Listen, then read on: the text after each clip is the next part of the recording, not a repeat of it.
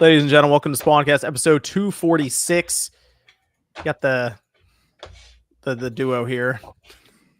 That's what you got tonight. You got the two of us and Sean trying to play Drag X Drive. Trying. I was sitting here watching him play. I'm like, we might as well just go live and you can just tell people what's going on here with this game. This is whoever greenlit this. They need to be fired. I told you, he comes in here and he's like scratching on his desk, like, oh, he's playing Drag X Drive. Well, when you said you played it this morning, I downloaded it and they were like, oh, you missed the time, and I was like, oh, okay. You can still play it though. You can still play it some, yeah. No, it wouldn't let me do anything. It told me to fuck off. No, but like, aren't you doing it right now? Like you're yeah. Now Now there's a new time. Oh, got it. It's going on right now. Yeah. Okay. I didn't realize it was going on right now. I guess that's because they'll run you through a training thing, and then they'll teach you to shoot, and then they have you play against the computer. Like, there it goes. This is not fun. Why would anyone think this is fun? You know what this is? This is Nintendo's way to see like what they can get away with. Like, I wonder. Have you tried shooting the ball yet? I can't even give it a try on my legs. Yeah, you know what? I did. I think the legs might work a little better. Is it because you don't have to reach as far with the arms to push? Yes. Is that why? Yes. Yeah. Here we go. Now I'm making speed. This looks crazy on camera, right? Oh fuck yeah! Let's go. Yeah, wait till you have to shoot, because you have to take the Joy-Con and go all the way up above your head to throw it. I'm still doing checkpoints, man, and it seems like I keep going to the right a lot. Yeah, I think I'm gonna be going to the left. You do that eventually without even thinking about it. You'll just start to veer one way or the other. Like I drive around like this. That's how I ride. The turning just it doesn't feel like good at all. I ride this squiggly line. That's the move for me. I will say I was initially doing it on my desk, and I do think it's better on my legs. But like, why are you going that way? That's not proper wheelchair etiquette. We used to go to this remember that haunted place that I told you about, the nursing home that ended up getting destroyed. Remember, I looked it up that one night. Yeah. Look it up. The first time we ever went there, they had all these wheelchairs that were just like laying there. So we used to like ride in them and stuff. And like during the day when we would go, we'd do jackass stuff and like ride into like the side of the walls. Yeah. So I'm familiar with a wheelchair. And when I worked at the pharmacy, when it would get slow, I would take the wheelchair out and like ride in the road. And then I would have like, I'd tell the cashier, be like, all right, open the door. And so I would ride down the road, and then I would ride it through the parking lot and right into the front door. It was fun.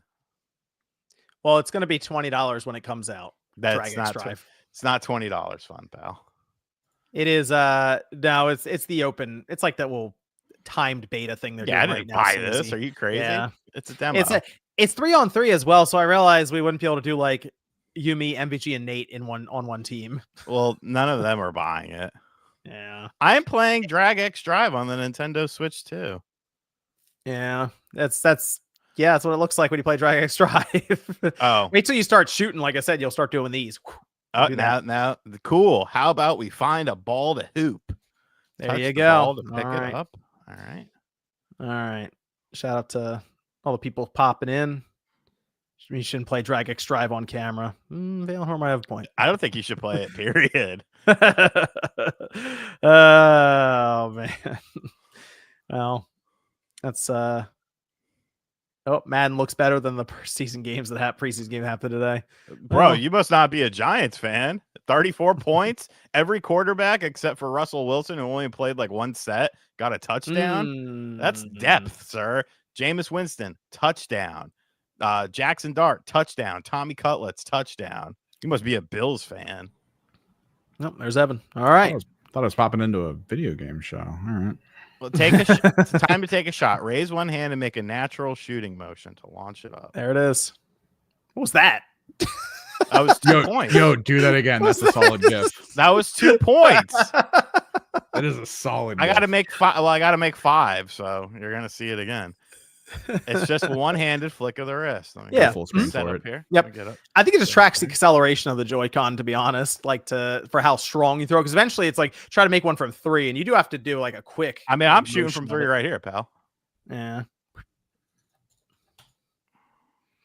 Came up short. Yeah, you gotta really give it a chuck. No, I'm it went worried if I don't offside. have the wrist thing on, it's gonna somebody's gonna have that video go online of them throwing the Joy-Con into the TV at this rate.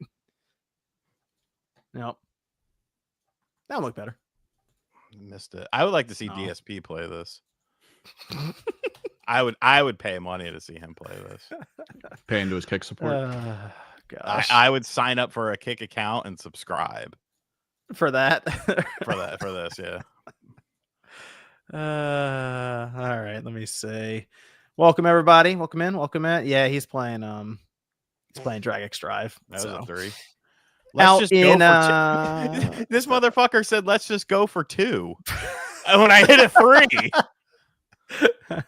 it's out Thursday. I'm good. I tried it. It wasn't. I was doing my best, but it just the controls are just not great. It doesn't feel very comfortable to play for more than 5 or 10 minutes. Maybe they need an attachment for the Joy-Con. The Joy-Cons need to be bigger. Like they're not large enough. So I feel like you need to play it on an angle because the whole thing is that you're moving your hands, right? So if you're constantly wrists forward pushing, that sucks. But if you're playing on like an angle, so your wrists I put aren't them on bent. like my legs. They're like, oh, you can put them on your legs, and that works. And it works better because it's closer to your body. Yeah, because but you it's have less of an still- angle. yeah, the legs. still The feel- legs yeah. are definitely. I Like, still 'cause feel I had like them I'm on not my table get- here, and this was terrible. Yeah, because they want you to press both buttons at the top at the same time, so you kind of end up with like this sort of a grip, trying to like hold the little Joy-Cons, and it's kind of weird. I don't know. It's different. I'll say that it's unique. Hey, That's they what said we'll I'm go ready to hop in a game. Let's go. Okay. Good luck. Ballers in this league play ballers. They call them baller.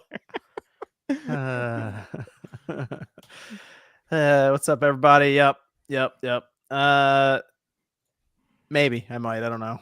It's possible. It's possible. Well, I do have small hands, so They're like regular sized hands. They're not that big. mine are pretty small. I got Oh, small well. hands. All right. I think everyone's in. Okay. Yeah. Now it's summer. It's Saturday night. People are out having lives. Or unless you're Nate. Nate's getting back to work from work in like 30-40 minutes. So, but we'll figure we'll hang out here for a little bit, and then we're probably gonna go play some Battlefield. Yeah. Or try to play Battlefield, which we'll get. Actually, you want to start with that, Evan, the Battlefield connoisseur. Been playing Battlefield for a long time. What's your favorite Battlefield, actually, before we get into Battlefield 6 discussion? I mean, from what we played, it was still Bad Company 2. Just the Bad people I Company played 2 is with, your the favorite. way the games Okay. played out. Okay, was better. so the beta is going on right now, and we're beyond the timed close beta. You need to get a code. They were giving out codes to everybody. It felt like it was very easy to get one. But You watch a now stream for 30 minutes, you get a code. yes. During the Click R3 podcast, a viewer was kind enough to send over some codes. Sean couldn't remember his EA account, so he couldn't play. But MVG and Nate, No, that's not true. It was you tied couldn't remember to your email that was tied to it. I'm sorry. it was tied to an old email account that I can't access. Right. Okay. But MVG and Nate were able to play. So shout out to the person who was able to provide those. Thank you. But I had a chance to play some of the beta on and off here and there. They are missing a lot of stuff from the beta. This is very clearly a limited thing where they have so many weapons. They have like 2 maps or something, I think, and they're shuffling in. They're shuffling in different game modes. So I haven't even seen Team Deathmatch yet. I think that's next weekend they might do that. So I saw King of the Hill popped up. Rush should be Like, soon or something, or if it's not we already played out. we played Breakthrough, which I actually liked. Breakthrough was fun. That was kind of a cool thing. But for the most part, people were playing Conquest, where it's like 1,000 stock, go out there with a ton of people and try to capture these points. And from my perspective, it looked like Battlefield in the sense that it looked like lemmings running to slaughter on either side constantly. But how are you feeling so far, Evan, about this small look at Battlefield? I mean, we got to see how it launches because we know how 2042 launched, but this one does have a scoreboard. I will give them that. It definitely feels more casual.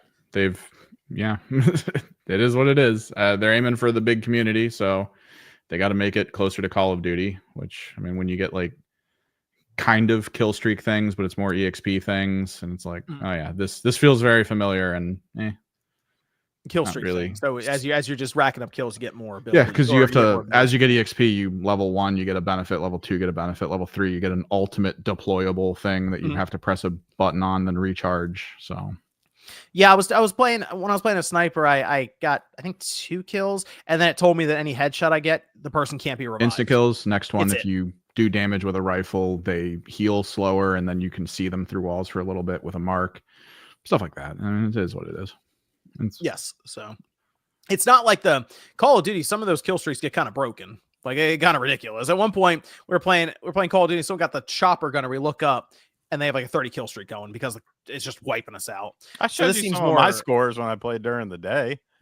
Get like 100 kills on Nuketown and shit. Like, it was wild, dude. Battlefield, though, I'm telling you, it's very easy to play the game and just get killed constantly. Like, you'll just walk out in the open, and you get hit with like 8 bullets all at once, 8 sniper bullets, and that's the thing that you realize pretty quick, Sean. Those sniper glints. Yeah, the snipers are. I think they need to be adjusted. It's not the snipers; it's the aim assists. The aim assist makes it easy. The sniper you still have to be really good with. If you want to talk about something that might need tuning, the shotgun from close to medium range is a 1-tap. I mean, have you played the shotgun yet? So many people are complaining about it, but like, it is what it is. Yeah, I've messed with it a little just as like a secondary, but I'm mostly AR. My biggest thing is you're doing it wrong then. Well, yeah, but I don't know. Like, my first few matches, I was terrible and like nothing was going right, but the more I played it, the more I got used to it. Like, it's fine. Until you walk around a corner and then the guy with a shotgun just 1-taps you and you can't even shoot him, and then you get mad at it. Yeah. I feel you feel a lot heavier in this than obviously with Call of Duty. You are slower. You feel light. It's definitely slower. It's weird, like, trying to sidestep in the game, because I expect usually a certain speed while like strafing, and it is so slow to strafe in this game. Like, I don't know. It's just clunkier. Well, because what I'm doing is I might be looking at it differently than you, Evan. I'm immediately thinking of this game next to Call of Duty that we've been playing. No, like, last year or so. So I am thinking about it like that as well. And it is, how do you simplify this game and make it more accessible to more people? Because that is their goal, the 100 mil or whatever. So how do you do that? Well, if you've ever been pissed off in a game like Battlefield because the guy who can give you ammo isn't giving you ammo, guess what? You can just look at them and press E now and you get ammo. So like, they're taking down the barriers of this guy's an idiot and you're going to die because of it, to, oh, now it doesn't matter anymore. Is it? Oh, is your recon not scanning? Just ADS. Everything gets scanned in front of them. Is it just me? I'm not getting. I feel like people aren't reviving as much as I thought they might. No, they're not. They're not. I'm noticing that they just run past me. I'm like, you get the same as a kill if you revive me. Like, that's always in games like this. That's always been a thing, though, because risk reward for reviving. For some people, it's fun because you just run out into bullets with some smoke up, and you're like, this is hilarious. But then the more games you play, the more it's like, I'm gonna go get this guy, and then a bunch of grenades land in the air, and you're like, I guess I'm not getting this guy. As you join the pile of bodies, and it doesn't really matter. So it is a bit better for it with the dragging mechanics. Of course, everyone can do it. The defibs are still a thing, because if you're a proper medic and you just run by and defib, the person gets up and it's fine. Yeah, there was I mean, we were playing Breakthrough. That's probably the most fun I had in the game so far, was Breakthrough. And it was me, Nate, and MVG. And Nate was like down on top of a hill, and you could grab him and drag him off the hill while you're revived. Like, that was cool. Like, that was really neat to see it. We stalled out at the end because we couldn't quite pile into the base to win, but we broke 4 of them, I think. And I was like, okay, this is pretty cool to kind of go this route. But when it all comes together, it's actually really cool to see, like, in action. It looks almost like a movie at times when you're playing it and things are blowing up around you and you're not dying immediately. Thanks. They must like you. They right? came here specifically for you. That's not weird at all. I mean, I have questions about how it'll do compared to Call of Duty this year, because it is an open beta right now, so it's gonna be very easy for people to get in. I'm just curious when they start asking for $70, how that's gonna go for people.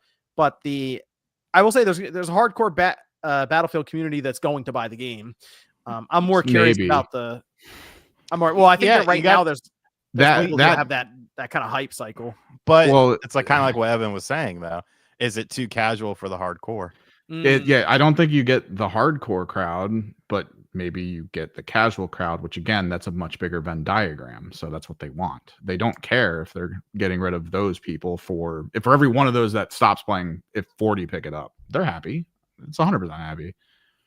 I think the casualization, I think, is going to come with their like really casual. I think that's going to come from their battle royale mode that it's going to be free to play. And, they said that there isn't going to be a lot of those skins, like the Beavis and Butthead stuff. I feel like they're going to take more liberties with the free to play battle royale mode. I like that'll be separate from this more boots on the ground Battlefield tone. So that's, if they're doing their 100 million push or whatever, it would be something that's free. So I don't know if it's gonna be anything that's paid for, because then that'd be insane if they sold 100 million copies of something. Anyone sold that.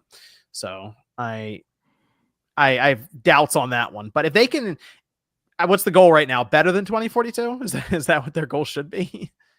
I mean, that was at the time. I think most people were just talking about the bugs, which maybe the shooting feels a little better, I guess, at times. But then again, all these maps are like medium range. We're not fighting in any long range maps right now. So the campaign. You think the campaign is gonna move the needle for anybody? I don't know. No. I mean, there's that for if you're buying this game for mostly the campaign, $70. Does that sound good to you?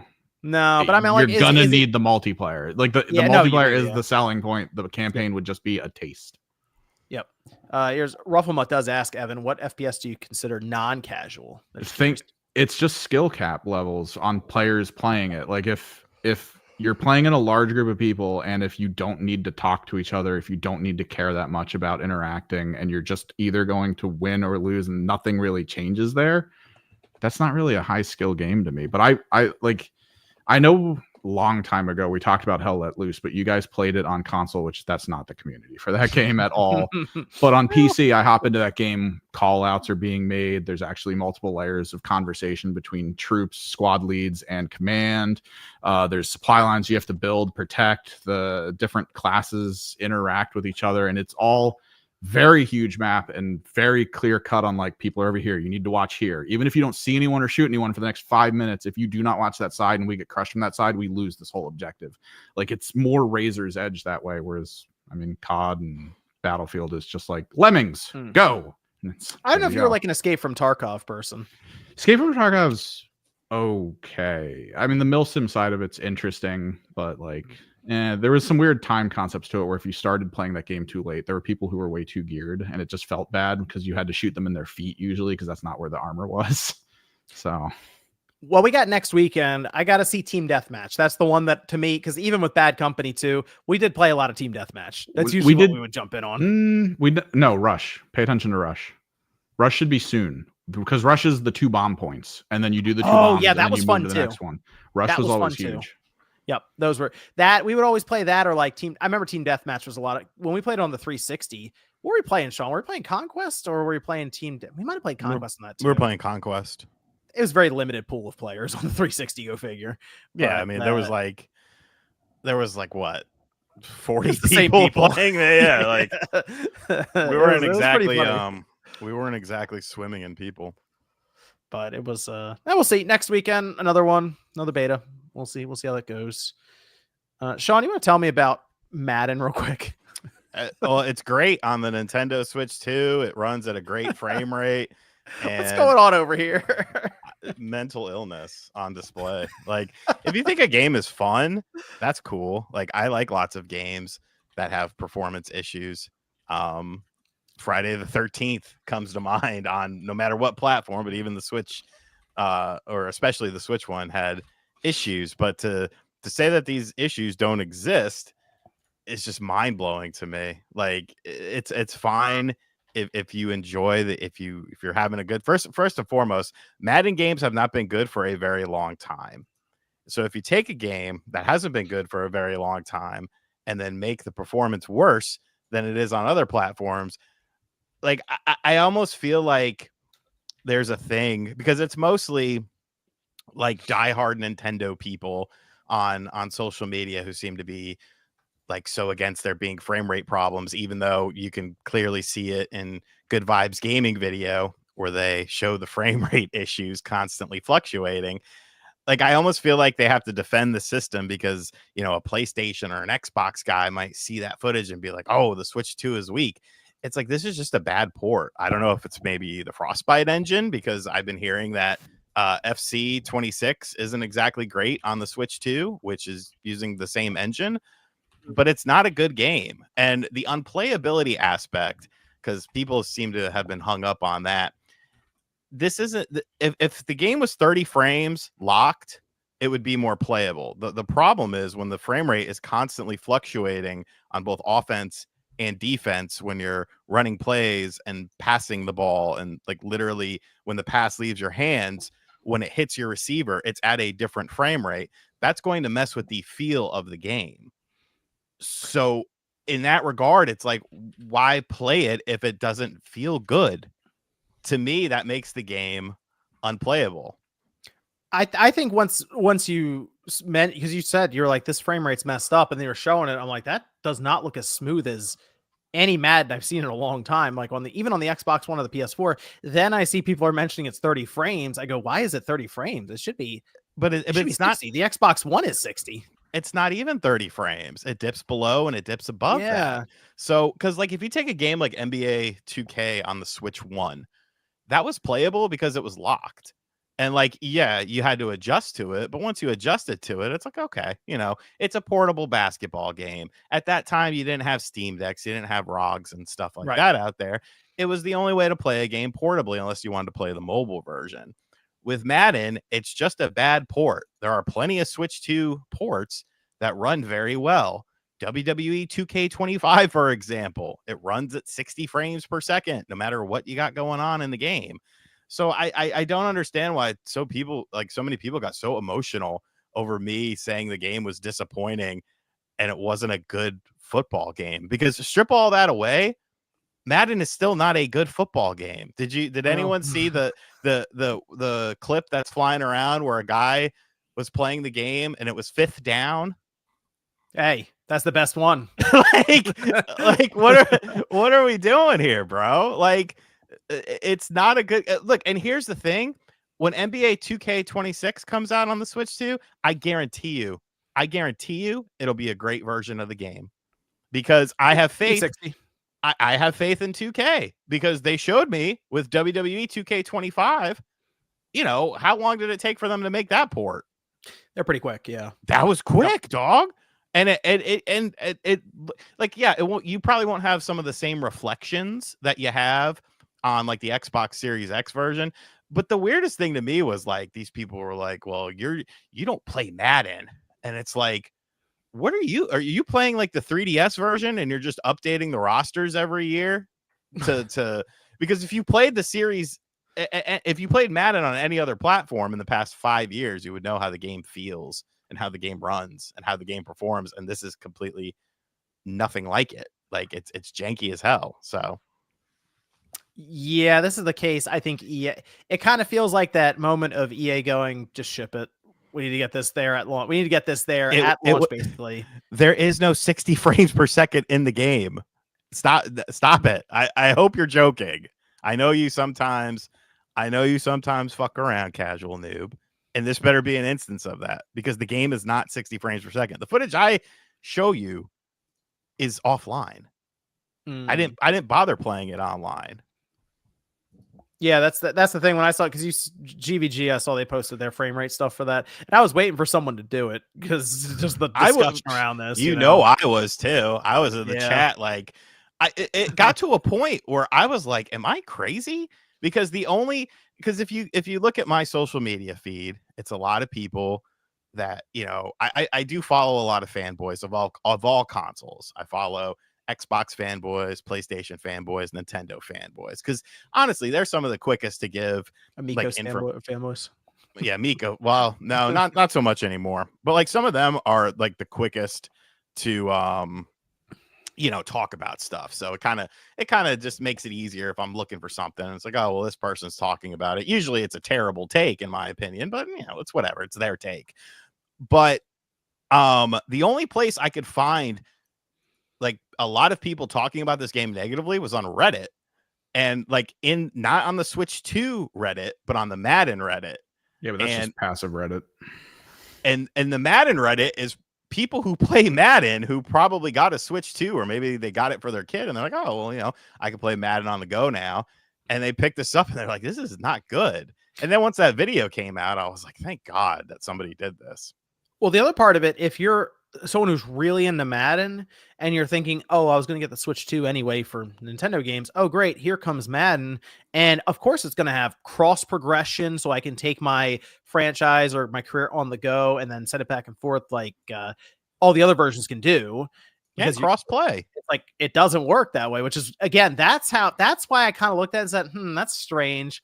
I wonder if this really was that quick and dirty port, just trying to get it there at launch. Like we can't bring it out later because football season's coming. We're signed with the NFL. We got to get this thing out. And unfortunately, I think they put it up there for $100 for pre. I paid $100 to get the 7-day early access because I wanted to make a video on it, and I'll probably do the same with FC 26 as well because people need to be informed. Is that really 30? Yes, that's what the closed beta has been. Oh, if that's 30, that's going to be crazy. I don't know if I'm supposed to know that, but I do know that. Yeah, that's so crazy that thing's 30. Well, that makes me think it might be Frostbite because that's a Frostbite game, and this is a Frostbite game. Man, that's because on the Switch 1 we had. Remember when FIFA was coming out? It was 60. It was a big deal. It was like, whoa, it's 60 frames. It's good. That's madness, man. That's why I'm thinking it is that quick and dirty port of Frostbite or whatever to the system, and they really needed one more year, but they also know it's Madden and they'll probably cash in on it. So yeah, and look, I'm sure next year's version is going to be a lot better. Like I have no doubt about that, but they still put out a game that does not run and perform anywhere near the level it should, and for people to sit there and gas people up into buying the game because it's so great. It runs at 60 frames or, it's not 30 frames, but it's close to 60. Like, you're just lying to people.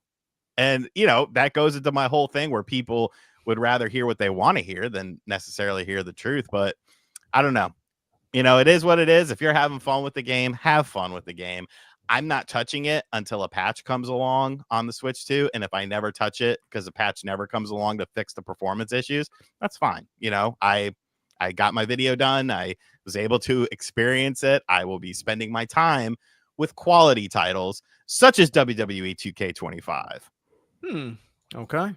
There you go. And maybe NBA. Hey, NBA is day one. Early access. If they got that, I'll do it. I don't care. Yeah, that's finally going to be the basketball game you've wanted this whole time is the Switch 2 NBA 2K at 60 frames. Wow. That might be it. Let's I'll touch on real quick. Mafia: The Old Country came out 2 days ago. No, it came out yesterday, Friday. So I went ahead and picked it up at GameStop, and this thing was out of stock everywhere. If anyone in the chat, let me know if you got this game physically, Mafia: The Old Country, because it was kind of a pain to track down. So I don't know if there was just not a lot of stock that went out or what. Everything was on the disc minus the day one update that it throws at you when you put the disc in, but otherwise it installed it off the disc. So that's good. But I was a little surprised how I couldn't find it anywhere. When I went by the Walmart, so I was picking up some groceries today, they had the sticker out, but they didn't have any copies in front of it. So I don't know what happened there. But anyway, I did get it physically, and I'm up to like I'm through chapter 4 right now. So based on the chapters, I'm about a third of the way through the game. And the entire beginning of it did not feel like Mafia. It felt kind of like an Uncharted almost. It was really weird. So I'm going through the beginning. It's kind of the opening to get you set up into the family in the game and stuff. And it is very much what I was expecting, which is that narrative linear game. But what they've done is they've built a large empty world. So when you bring up the map and you zoom out, it's huge, like it's massive, but there's nothing happening on the map. It's all there as kind of scenery. So you go from point A to point B on your horse. A lot of conversation happens as you're going, and it looks really good on the PS5 Pro. It's enhanced. It runs at 60. It's basically that quality mode in performance mode. So 60 frames, but like it looks really clean, which is great because that's the idea of the PS5 Pro. And so far, it's mostly been about knife battles and terrible shooting. Like the shooting is not good. It's the sensitivity is very slow. And I was looking, there's no sensitivity settings anywhere in the game. So I had to go into like the options and do that on my PS5 Edge controller to get the sensitivity right. And there's sway. So your guy just does not know what he's doing when he's moving the gun around. He's probably never used a gun before, John. I thought about this in the sense that, okay, this is 1909. So the guns aren't very good. And I think they're trying to make it kind of feel like you're using this like ancient prehistoric firearm. I was just being nice. That's not an excuse. I'm trying to think of why, like, I'm thinking like maybe the realism aspect. I don't know aspect. So you end up just using a knife most of the time, and it's very casual. You like look at somebody and you both just pull out these knives and start slashing at each other in the road. That's instead of a fist fight, you just start slashing at each other is what happens. Shame you can't swim off at the old country. So I have, this is, I'm part Italian. When my grandma and all her sisters and all her family came over from Italy in the early 1950s, none of them could swim. So I think it's just, being authentic. I don't think the Italians during that time frame swam. So it's authenticity. That's what you want from a game involving the old country. I saw some clips. People, you can jump down in the water and walk around, but yeah, you're not. Yeah. There's like no swimming physics. This isn't a casual swimming game. This is old country. They have been at least trying to so it's interesting. Your character in the beginning has like your hair's just buzzed cut completely. And then as you go through the chapters, your hair keeps growing. So I think they're trying to show like kind of the time jump sort of as you're getting a little older. This is chapter 4 right now. And it's been the narrative aspect and the characters are good. The performances, the voice acting, the mocap, it's all really good. So that's kind of what I went into this expecting, which was going to be just a story that's well done in like the kind of the setting and the characters, and it's all flowing nicely. It is very. You played the remake of Mafia, didn't you? Did you play that? Me? Yes. Okay, yeah. So you kind of understand what I'm saying with kind of the narrative, sort of linear, but kind of open world side. It's still that. But I like it so far. I think I've mostly been doing horses stuff. I think you eventually, because they showed it in the trailers, you eventually start driving, I think. So I think I'm getting up to that point soon. You got a T-model Ford out there or something? What's going on? I something like that. I'm curious how the driving is going to feel. Giuseppe in the garage and Enzo put together a fucking motor coach. So MVG is blasting through this game right now. He seems to really like it. So I do like the characters in the story so far, but you can kind of see they keep doing those little things where it looks like someone's turning on the other person or like little things. So I think classic Italians. But yeah. So there'll be some good twists and turns in there. But other than the controls, I'm pretty happy with what I've seen in the first. I think I'm a little over 3 hours in right now. So pretty good so far. It's not a long game though. So I understand people are saying in the chat, I might wait for a price drop. I might rent it. I get it. It's a $50, 10 to 13 hour game. That said, I have been mentioning multiple times now, I would rather have a game be much more concise and be a 10-hour experience than just be Paddington Bear, as Sean has said, and it has to be 20 hours just because of that. It's like, but it still has to be good though. Yes, it does have to be very good for that. Like Mind's Eye was a little over 10 hours. It was not good. So far, a little over 3 hours. This is good. So $50 good. See, that's the thing. I think I need to get all the way through the game and just be able to tell then, because it's going to come down to the story. They do have some like character progression stuff. So you have a necklace that has like a bead and a trinket on it. It looks like you unlock multiple slots. They have passive abilities, and they have different weapons that you upgrade as well. So you're collecting money and you're using it just to buy stuff and make character stronger. So maybe my rifle or my revolver will all of a sudden become way more accurate and have no sway, and all of a sudden the shooting's great now. So that's so far though. It's been pretty good. Very strong start to the game is what I'll say. But I get it. If people are thinking it might be a little much, I wouldn't be shocked if this might be maybe a Black Friday sale that could happen, even though it's a few months away. It wouldn't shock me if they did that. So it ain't no Godfather. Godfather Black Hand Edition on the Wii. That's the best the Mafia game ever. It might have been the original. One of them was kind of expensive. PS3 one. It was the PS3 PS3 version, I think. I didn't play that one. It was just enhanced graphics. It might have had some 6-axis bullshit in there too, now that I think about it. I don't remember. Go back and play. Just go back and play it. I played on the Wii. The motion controls. You throw them. What were the motion controls in that?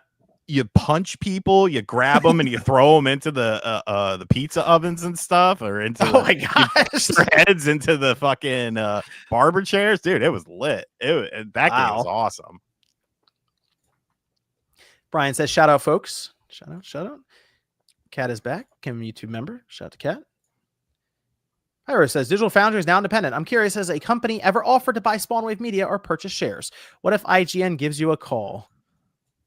How much they talk?" No, there's never been an offer. There's never been an offer for Spawnwave Media before, and I don't think we have shares. I'll have to check. Although I would probably be the person to check with, so I don't think we have shares. Here, Leo says if RGT is here, Giants suck, go Birds. I mean, they won today. That's all I know. Hey. Joshua says, stealth, Nintendo Prime, Switch Force equals the Triforce of Nintendo opinions. Triforce is something. Buy on BBL says, I always thought Link was a menace, breaking into homes and destroying pottery. Here comes Donkey Kong blitzkrieging and destroying entire villages. Yeah, I kind of noticed that, dude. Like, I almost felt bad. Like, you're just like wrecking through these people's homes looking for a fucking fossil or a hint treasure. I like how one of them can come up to you. It could be like it's one that's very obvious, like not an adult, and it's like, "Hi, how are you?" It's like a balloon. You just punch them in the face and it just explode into pieces. Gosh. Casual Noob Gamer says the DSP envy is off the charts with you all. Bro, he made over $1,000 last night drinking and playing Mega Man. Hey, shout outs to him, man. Shout out to Mega Man. I'm telling you, Mega Man comes through. Need a new one of those. That's what we need. Yeah, don't hold your breath. Sneak around. Yeah. Fanatic Television says, how much to be a regular here? Longtime fan. I can be consistent, especially for those nights when multiple people are absent. Shout out to the cast. Maybe we'll have to talk. We'll see. We'll see how things go when it gets cold out. Once it starts getting cold out and everyone has to stay inside, all of a sudden the cast populates and everyone shows up. Rufflemut says, Evan, what FPS? Oh, we did that one. Evan, what FPS? You said hell let loose. Liam says, do you guys think more free or paid patches will come to Switch 1 games? And if so, do you think most first-party games will get them in some form? Yeah, I think so, because they dated the initial batch of patches. So yep. I think it'll be mostly first party. I'm not expecting many third party games to develop. I feel like most third party developers want you to buy their latest and greatest game, so they're not going to bother with stuff like that. Yeah, Sega. I giving you those free upgrades. Casual Gamer says, let's talk about Game of the Year Hellraiser Revival looks. Is that coming out this year? I felt like that was 2026. I thought it was next year, wasn't it? I'm super excited for that game. I think it looks, or it might not even be dated. I'm looking announced. It was just announced. Just says coming soon. Okay. I mean, you got Doug Bradley, you got the Cenobites, you got the puzzle box. Like it kind of, and it has that Outlast kind of feel to it. With the quick clips of gameplay they showed. You know, it's based on Primal Instincts, like the first two movies were and stuff. Like, I think there's a hell of a lot of potential with this game. Casual Noob Gamer says, did you know the Mafia is a fabrication of Hollywood? I disagree. Okay. I think some aspects are, but Pickle Rick said, it's my birthday. Hey, happy birthday to Pickle Rick. We're playing Words with Friends. Happy birthday, Pickle Rick. Fransby says, Konami, what are you doing with my Metal Gear Solid Online?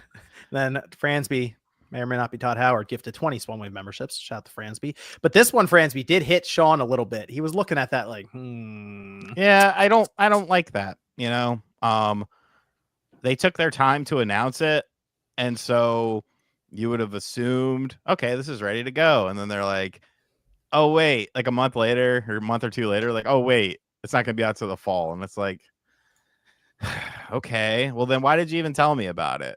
Like, you know, it just kind of puts, I think all of us on here, all three of us, expected the game to just be the single player aspect. We didn't expect any online. So I feel like if you come out with the game, you drop the game and it's the single player stuff, and then after it launches, you're like, oh yeah, you're getting a free multiplayer thing in the fall now. Like that makes the incentive even higher. You know what I'm saying? Now it's kind of like, I feel like people might be like, oh, well, maybe I should just wait for everything to come out, because we have seen some games say, hey, there's going to be an online component, The Last of Us 2, and it never comes out. So, Ghostbusters, the video game remastered, supposed to have online stuff, never came out. Cruise and Blast they were talking about adding in online after the fact, never came out. So, you know, I don't know. I think optically they would have been better off just not saying anything and then surprising the people who bought it. Yeah, hopefully it's not too far. I mean, they say it's still later this year, so maybe they said fall, you know, whatever that means. So hopefully, I mean, look, the single player in Metal Gear Solid 3 is legendary. Okay, yes. So people should be playing that anyway. But I will say the multiplayer does add quite a bit to it. Like I think that's gonna be hopefully that ends up being really fun, because there's a lot of stuff based on Metal Gear Solid Online back in the day. There's a lot of cool stuff they could do with it. So yeah, we will see. We will see. Let's talk about this Nintendo Indie show. The Nintendo Direct? Nintendo Direct, maybe? Isn't it weird how when Nate said there was a Nintendo Direct happening and it was a Nintendo Direct partner showcase, he caught a lot of blowback from people. But when the people talked about this being a Nintendo Direct and it was an Indie World showcase, everyone seemed okay with that. I don't know. Just strange to me. Just little things I notice.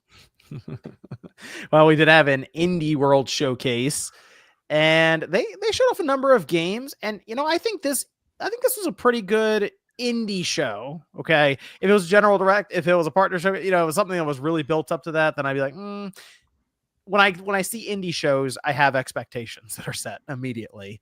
And you know what? There were some pretty good things that came out of this, I will say. So right off the bat, Mina the Hollower. Okay. With the demo coming in strong, actually, right out of the gate. People have been asking about this game. Is it coming to the Switch 2? It is, and it's making the same release date, October 31st. A demo is out, and it is a 120 FPS game on the Switch 2. So there we go. We have that. There was this hockey game. It's like what is it? John, I didn't watch this show. I woke up for it at 8:30. I woke up for it at 8:30 and I was like, you know, I'm still kind of tired. And I went back to sleep. And then I saw that Mina was the first game, and I saw that UFO 50 came out.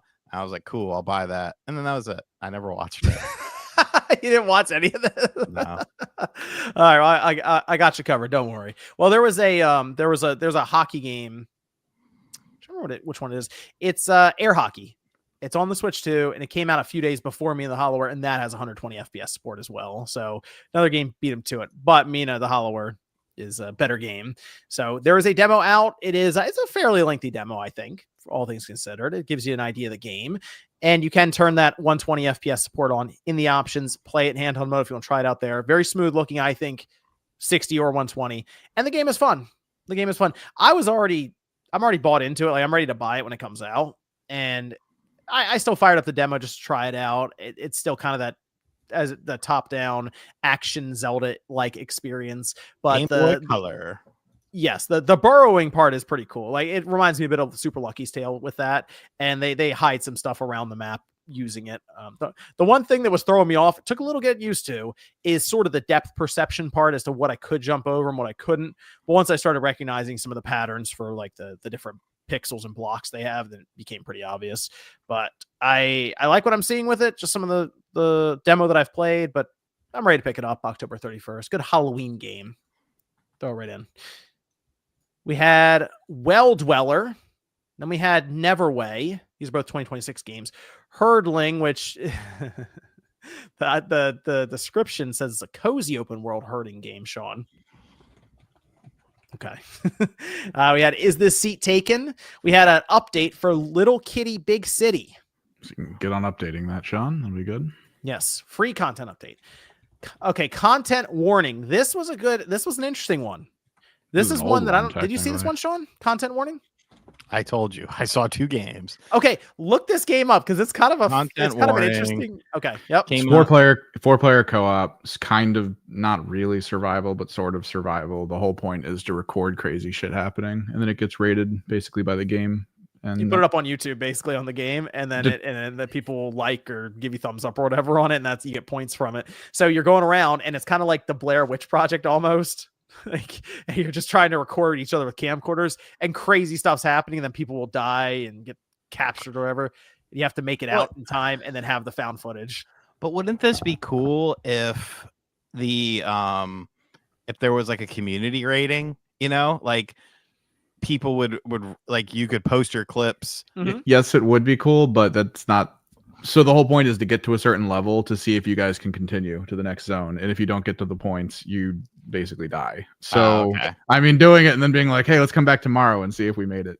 That's a little it does. I mean, it does have the points that you get are basically your currency to then buy better equipment and I guess abilities for your character as well. So there is a whole progression system that seems is in place. And I guess you restart every time, like roguelike sort of. Yeah, it looks all right. It's unique. That's the thing. That's what I go into these indie shows looking for. Are those 1 or 2 games where it's like, oh, okay, that's a cool idea. There's a lot of more modern games on the market like it. Like Repo's big for that type of thing. Sure. Here's the one that I liked out of this whole show. All right, that again caught me off guard a little bit. Ball Pit. Okay, it's going to be on Switch 1. It's on Switch 1 October 15th. Coming to Switch 2 fall 2025, and it's this roguelite bouncing combat game that's based on Breakout. And I think it looks pretty cool. It looks chaotic. Like there's stuff flying all over the place, breaking like the bricks in front of you and stuff. I almost wonder, someone mentioned in chat, if it'll have kind of that vertical mode, the Tate mode. Because it looks like that's sort of a game. You gotta say it like Joe from GameSack. Tate mode. Does it? Steam has a demo for it. Yeah, it's been out for a while. Interesting. That's the first time I really saw it though. I said that's a pretty cool looking game. Although I am susceptible to Breakout. I think Super Breakout's a cool game, like just classic, So I like seeing more iterations on it. I think it looks pretty cool. Looks okay. I watched the trailer right now. October 15th on Switch 1 though, and then fall for Switch 2. Ultimate Sheep Raccoon. There you go. We had Glaciered, which I think this was supposed to be the big game, or it was one that Nintendo did hype up a bit like they gave a lot of time to it.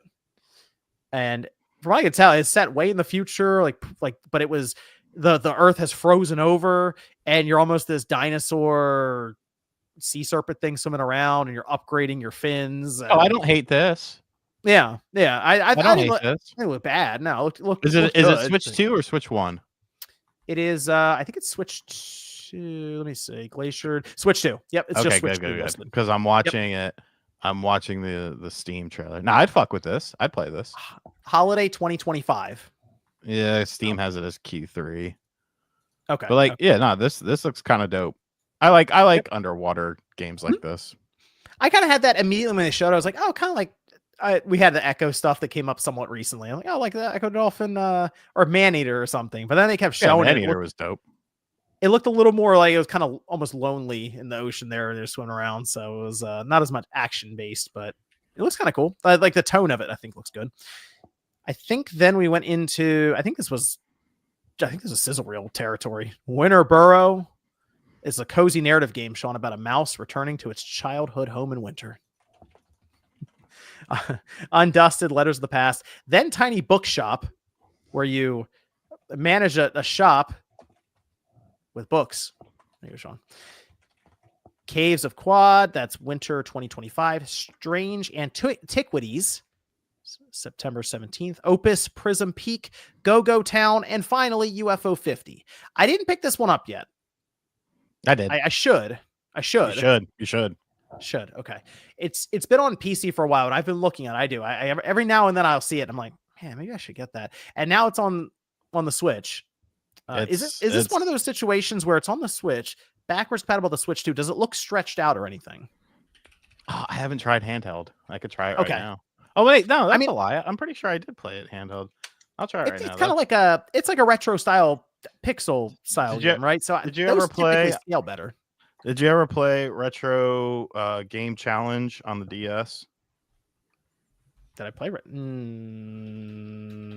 Don't tell me you never played that.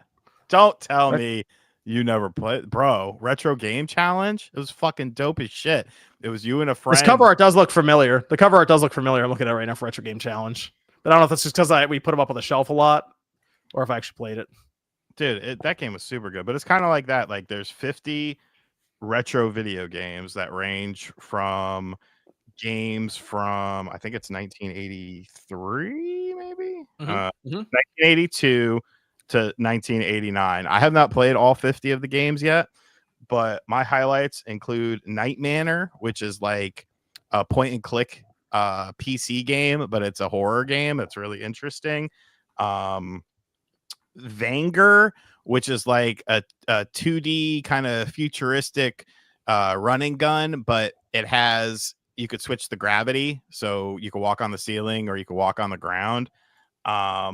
There's just so many different games, and like obviously not every Rail Heist is really cool. This is a game that's done from 1987. It's a game in which you are basically you get put on a train, and there are people guarding the loot, the booty, and you have to like sneak in and get it and then get out on a horse. Like it's fucking dope, dude. Like Fist Hell is literally just like a double dragon, like beat 'em up. Do you unlock the games as you go, or are they all just unlocked right away? They're all just there, and you could do 2-player with them as well.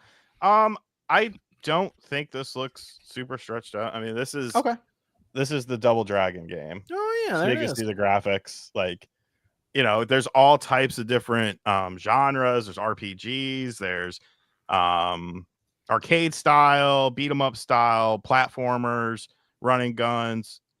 It's choice. It is choice. Well, the way they described it is they have their own this world set up with these games that exist, and it's from a certain publisher, and then you start to realize through the years that certain characters kind of work their way through these games and genres and stuff, apparently like interconnects. I didn't know if they would have a mode where you start, as you said, like the 80s or something, and then you unlock games as you go through. I wasn't sure if they had it set up that way. Here's the thing. It's just, and you can get information on the games. It's $25. That's pretty good. If 25 for 50 games. Yeah, and some of these games are honestly like that Fist Hell game and Night Manor. I could see those being like released individually. Like they're that interesting. But there are games that have sequels on here. So like there's a game called what the fuck was it called?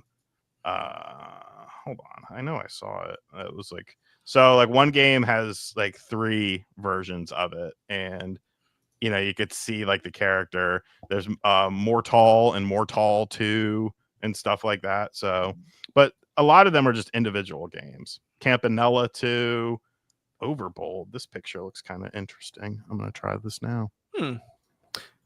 Okay, well that's the indie show. Like I said, they started strong with Me and the Hollower, seemed to finish strong with UFO 50, and I think had let's see, Content Warning, Ball Pit, Glacier. Those are 3 that stood out to me. So I'm naming 5 right off the bat that I think look interesting, or I was already going to be picking up. So, and got a demo. So I think this was a pretty good indie show. I was happy with it for what I was expecting. You saw Me the Hollower. Now you're looking at some of the games. So, that's fine. You know, I am curious though, Sean. The word going around is that we had the partner showcase, we got the indie, and now the general direct is next. But then we get the lineup, the showcase for Gamescom. And there's a bunch of games there that haven't even been shown before are going to be shown there. Yeah, which is weird. I mean, there could be an event before then, maybe. I don't know. Well, But before does it then need would to be? be But does it either need this to week be? or the next week. But does it need to be? Because you've seen trailers for Elden Ring, you've seen trailers for Final Fantasy VII Remake, Intergrade. Mhm. You know they exist. This is just them being played. Yeah, it's still getting weird though, because we're gonna get to the end of if we don't see anything before the end of August, we get into September. And it's like, man, when are you dropping Metroid Prime 4? When are you dropping Kirby? Like, I don't know. It's starting to get a little up against it right now, a little tight currently for some of this stuff. I mean, yeah, for sure. But you know what the August game is because it comes out next week. So if you do it early September, is there a game for September? That's the question. Kirby Air Riders? No, Metroid would be. Yeah, dude, what have you seen from Kirby? I Metroid's going to be the last week of November, just to spite me. Probably, but I mean, I don't think. I wouldn't be surprised if Kirby slipped into like spring 2026. Well, I mean, I think Sakurai's got that thing on point and it's coming out. But yeah, but why didn't they show anything from it? This is true. These are all the questions we have right now because it's like, man, you got these 3 titles floating around out there. Metroid got announced in 2017. People gotta chill though, man, with the direct stuff every day. Like, it's crazy. Oh no, yeah. But that's the thing. It's if we had dates, I feel like if we had dates for Metroid Prime 4, at least Kirby, and maybe you have Age of Imprisonment still winter, and we kind of had a 2026. You got Pokemon's release date. Pokemon's the big holiday game. That's the one getting the bundle. That's the big holiday game. And plus, it is getting the bundle. Who's to say that the next direct isn't going to be something about Mario's 40th, like some people have been theorizing? Need that too. Mario's 40th. There's a lot of stuff apparently about to happen. Some motherfuckers are saying there's going to be like 3 or 4 directs. There's going to be a Metroid direct and a Mario direct and a General direct. And like, what about Splatoon Raiders? I mean, look, let me be perfectly clear here. I hope there are 3 directs. That is money. That is money coming into the channel. That is a beautiful thing. That is topics to talk about, games to cover. That's peak. I'm just not putting too much stock into believing that stuff is just going to be happening like rapid fire, you know? But maybe I'm wrong. And I honestly, I hope I am wrong about this. I mean, we have September 13th as the 40th anniversary of Mario. So either something what you assume would be happening before then, or Nintendo would just do one of their little Mario directs where they tell you about cool merchandise. I mean, they already told us about some merchandise where you can do the Mario face stretching thing on the tablet. And they have some books you can buy with Mario with his mouth way open. So there you go. They're already celebrating. They're getting ready. The wood blocks. Yes, wooden blocks. Well, they would have something either before then, or I assume on the 13th when the anniversary happens. So, but that's the Indie Direct. Like I said, that was pretty good for what it was. I wasn't expecting a ton, but I still got a demo. Sean, let's talk about this Sony multi-platform stuff. It feels like this keeps happening with Sony. People are going back and forth about this. The exclusive discussion is back. Sean, I already know where you sit with that. You like exclusives. I do. You know what I think it is? I think the vast majority of people who like the exclusives or are more fond of them are probably older people like us, because that's just how it was. We're like those people. That's how it was. This is Sonic and Mario, and you couldn't have them cross over. Then we lost our minds when Sega put Sonic on the GameCube. But that's just kind of how it was coming up, right? We always thought about it that way. It's also always been something that has worked. You know, the stronger your exclusives, the better your system tends to sell. You know, with caveats, of course. You know, if you look at something like the N64 versus the PS1, that was more so down to a physical medium issue more so than others. But you know, it's a very weird thing. But I mean, Sony has been saying this for a while now, and it's like at some point in time you have to realize that you should be listening to what they're saying. And thankfully a lot of PlayStation people have been like, this is a thing. Like PlayStation websites, what was it, PlayStation Lifestyle? No, it doesn't mean that they're going multi-platform. Based on what? because some reject on Twitter said that it was only going to be smaller games or something like that. Like, you're believing them over what Sony, the higher ups at Sony, are telling you? Like, come on, dude. It was over once they put Lego Horizon Adventures on the Switch. Thank you. We had some statements from Sony for two things I wanted to point out. One has to do with a certain studio under Sony. The other one has to do with, as you mentioned, the multi-platform push. We keep getting these quotes from Sony or job listings, or it happens so often now. But the most recent one was when they were talking with investors. There was a whole Q&A thing going on. So they had their Sony senior vice president and their CFO speaking on both of these. The first one, they said that, as they mentioned in the speech, in gaming business and moving away from a hardware-centric business to more to the community-based engagement business. And then that has been increasing. So now, as we make more transition to entertainment creation, the stability and the productivity, our performance is increasing. So this upward revision might not have been a direct result of these. I will point out, Sony, what is, in terms of games, Death Stranding 2 was technically Kojima Productions, but Sony worked with them to publish it and stuff. Other than that, though, I think this year's been mostly just Ghost of Yotei, right? Mm-hmm. They reported in their financials that they are up to like a billion US dollar, like $1 billion in terms of their operating income right now for this last fiscal quarter, which is really impressive for them. Like, it's up 129%. So they have found themselves in this position where they don't actually need to. They are the default system. That's basically what it comes down to. And they make a ton of money off of live service games and microtransactions from things like Fortnite, that they can do their 2 tentpole games a year, and they probably can put games wherever they want. And I don't think it's going to hurt their PlayStation 5 sales. They crossed 80 million consoles sold. They're 2 million behind the PS4, and GTA 6 is supposed to come out in May of next year, which will probably catapult it past that. So Sony is just kind of hanging out, just making money at this point, it feels like. Mm-hmm.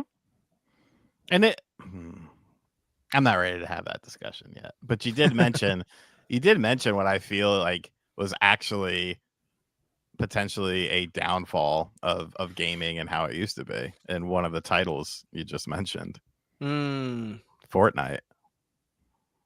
Think about it. Think about what Fortnite did at the end of the day. It created that white horse, that white pony that all the companies are chasing. It introduced cross-platform play with all the consoles. It made it like a mandatory thing. PlayStation looked like the outsider because they didn't want people to do that. It's created this thing where, everyone wants to play it and everyone needs to play it. And I need to buy the skins and I need to do this and I need to do that. And it worked for the younger generation, and they're like addicted to it because the younger generation, as we've seen, isn't spending money on games anymore because they have things such as Fortnite that they've grown up playing and they still play because they put some, older, styles of characters to add into it. They're constantly evolving and constantly growing. It's a very interesting thing to think about if you really think about, because Fortnite is a platform that can continue to grow because it already has that base. Whereas what we're seeing now with a lot of companies is that they're struggling to make games in a timely manner. And Fortnite has introduced this massive wave of capital into video game companies. And as things get bigger, eventually, the foundation can get a bit rocky. And that's kind of what we're seeing. You can't sit there and really, I'll leave that aside. I just think it's a very interesting thing to kind of think about how the rise of free-to-play games on consoles and some of the more successful ones seems to be creating situations for these companies that they're trying to replicate, even though we see stocks at an all-time high and revenues at an all-time high and net profits at an all-time high and everything's great. But is the gaming medium, like, does it feel great right now. I don't know. I guess it depends on the person. Well, I think they've mentioned before, Sony did most recently, and there was a whole business summary for gaming that they issued, and it mentioned that more than half of all money spent in their store right now are on the live service games: Genshin Impact, Apex Legends, Fortnite, Call of Duty Warzone, and then the other 50%, or it's actually like 48%, is then divvied up between all the premium games, like the normally priced $50, $60, $70 games. So it's like they realize the live service games make more money than all the other games combined, really, at this point, which is crazy to think. But the thing that gets me, it's not as much the money is important, obviously. Man, the time. It's like a lot of people are going to look at that and go, I have an hour at night, if I'm lucky, during the weekday, during the work week, to play a game. Do I want to spend the first hour of a game where they're going to teach me the mechanics, or I'm going to get into the story and then it's going to be 45 minutes cutscenes, or do I want to drop in 2 or 3 times to Fortnite with some friends before I have to turn it off and go to sleep? And plus, and someone kind of alluded to this in the chat. I'm sorry I didn't catch your name. The thing about it is that eventually the Fortnite, the Roblox people, they're gonna want to look potentially for something different, or as they get older, maybe shy away from it. There's a lot of adults that play Fortnite too, to be fair, but there's going to be a group of them, and considering how big those games are and how many millions and millions and millions of people play them, and that's created the white pony syndrome as well, that all these companies are chasing, because they want to be the game that, okay, well, when you get a little bit older, you play this. And I almost feel like Call of Duty's already got that locked up, because we could sit here and say that Battlefield is a better game than Call of Duty. It's more interesting to play. It looks better. There's more to do. There's more destruction. But I don't think any of us on this panel believe that Battlefield's going to outsell Call of Duty this year, or Battlefield's going to have more players than Call of Duty this year. Why? Right. Because it's the default. It's comfortable. It's comfort food. You do the Seth Rogen stuff. Your early 20-year-old kids who are in college are still smoking weed all the time and stuff like that. They love that. You got the Beavis and Butthead stuff for the older gens. I got tired of the game, but I'm also I'm probably not the person they're targeting with what they're doing with the Call of Duty multiplayer and for Warzone stuff. It's a weird thing to think about, man. It's weird to think that 10 years ago there was no Fortnite. Yeah, and right, was gaming in a better place 10 years ago? I mean, it's up to your discretion. It's up to your preferences and stuff like that. 10 years ago, 2015. I think the problem with talking about 10 years ago, though, is that, when you think about like the Xbox One, which didn't get off to a great start, and the PlayStation 4 was a little bit slow, the Wii U was a thing, like, you kind of got to go back a generation, I feel. Let's go 15 years ago, right? Let's go to 2010. I think so. I think it was hitting back then, wasn't it? 2010. So. The PS3 had its turnaround. We had so many games on the Xbox 360 that were dropping. Even the Wii had Bad Company 2 come out. You had the Wii, you had the DS, you had the PSP. Bad Company 2 just came out. Yeah, dude. Like, people seem to forget, and maybe it's because a lot of them were younger, or they weren't around for it, or they weren't playing games. But like, I'm not trying to sound like the old man yelling at the cloud, but let's be real for a minute. Like, I like some of us that are older and have a little wisdom in our beard. Like, we've seen the rise of the industry, what works and what hasn't worked for companies and stuff like that. And but there's also people that say Madden 26 runs at 60 frames per second on the Switch too. So maybe I slipped into the bizarro world. Well, to be clear, a lot of the times though, with newer games coming up that we could look at and be like, oh, this is awesome, this is new, this is fresh, I feel like a lot of people are like, well, where's the next this game? Where's the 10th iteration of this game? Oh, where's the new remake coming? Because that all started around remakes and remasters, because companies tried a lot to be like, here's something new, and we all went, we don't want something new. And then they went, here's something old, and we all went, we love the old. And you're 100% right with that. You're 100% right with that. And to piggyback off of that, as game developments take longer and the risks grew higher, because there was crazy off the wall bullshit on the 360 and the PS3. But after that generation, the risks diminished because now the games cost more and they take longer to develop. So we can't take as much of a risk now. We can't be as crazy. We have to sell all these copies, or else our studio is going to go under because everything is just going up in cost. The shareholders, they want more money. We gotta pay the executives more money. Like I almost feel like 2010 was crazy. I'm sorry. Go ahead. Bro, I will read these games off to you when you're good. No, I mean, no, go ahead. Go ahead. Set the stage. You want to hear some of these games? All right. Super Mario Galaxy 2. All right. Mass Effect 2. Red Dead Redemption. Those are the top 3. Like immediately. God of War 3. Halo Reach. Bayonetta. We had Peace Walker. That's right. Peace Walker did come out then. You had these handheld platforms that had dedicated games on them that didn't cost as much as the big boys. And you could only, well, for a time, obviously a lot of those ended up getting ported eventually, but you could only play them on those. So not only did you have your home console, but you had your handhelds doing smaller versions of what you could get on the home console, or the handhelds were doing, that's where the creativity was. Look at the fucking DS. Nintendo was fucking crazy with that. They had you blowing on the thing and turn the thing sideways and like the finger in the thing. Like you were doing all sorts of crazy shit with that. You had 2 screens for Christ's sakes. That was crazy. Yeah, you got here we go. Bad Company 2, BioShock 2, NBA 2K11, Assassin's Creed Brotherhood. Man, Super Meat Boy came out that year. Limbo. Wow. This is a good year. That was kind of the first time that indies were on consoles because you had the introduction of digital distribution through things. The Wii was best known for indie. I remember when that was coming out, everyone was like, oh my God, the Wii and indie. I mean, you had, the Wii U especially, but the Wii was great. The Wii had a problem with file size. It was something like atrociously small. That you could internally on the Wii, you had to get an SD card. No. I'm talking about if you made a digital only game. It was like parameters for it.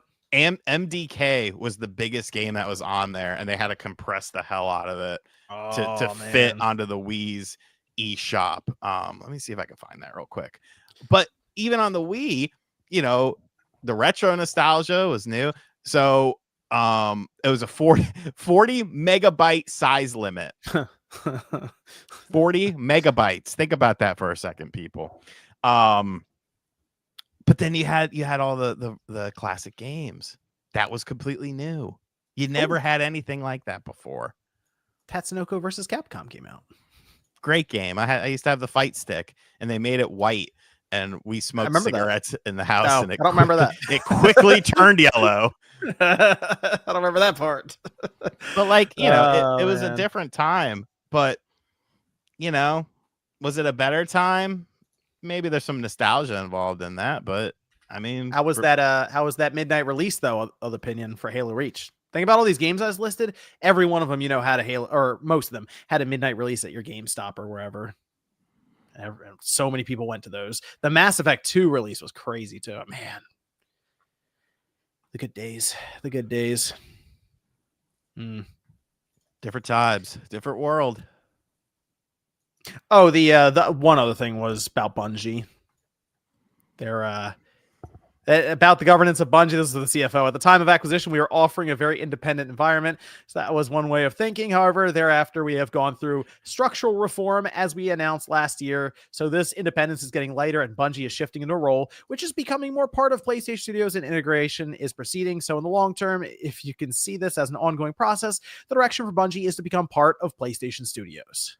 I just have that image of a person in like a dark cloak. We will free them of the burden of independence.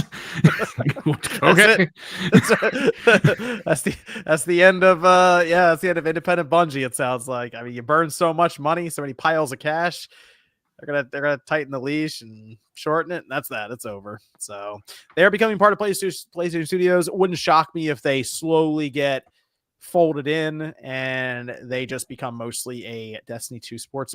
They were very they were not exactly confident or very strong about Marathon coming out.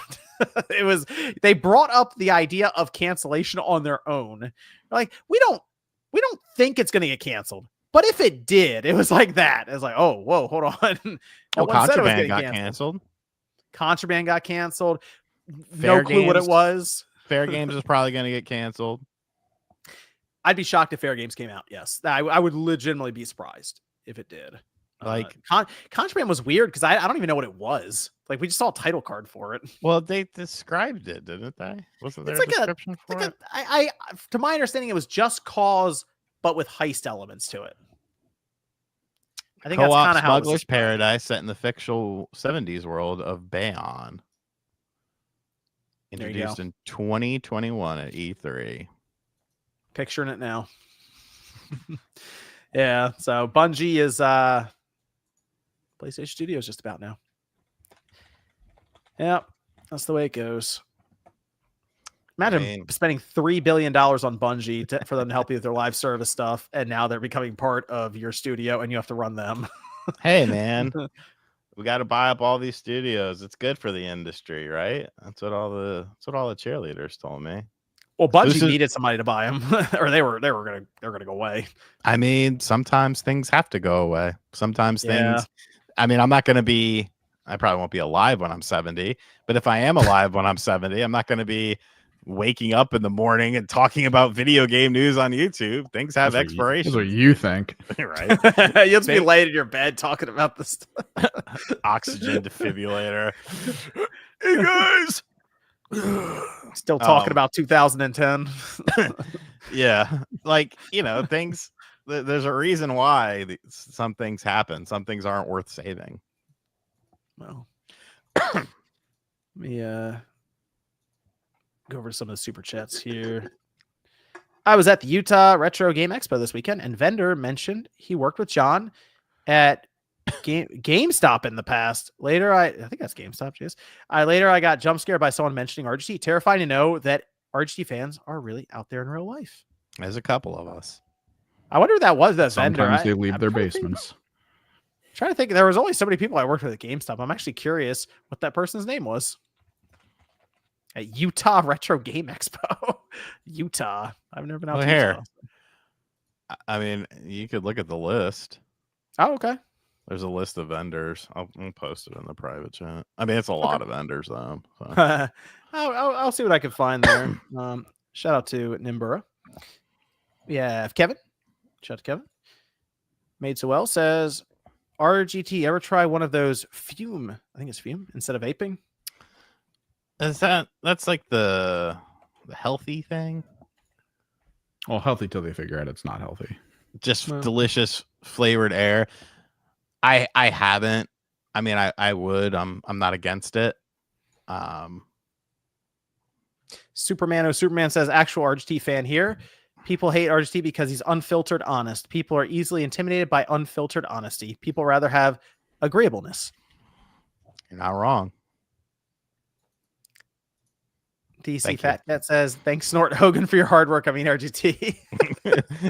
No, dude. But you would think that might be me, but no, it's not. I got in too late on the DSP mode.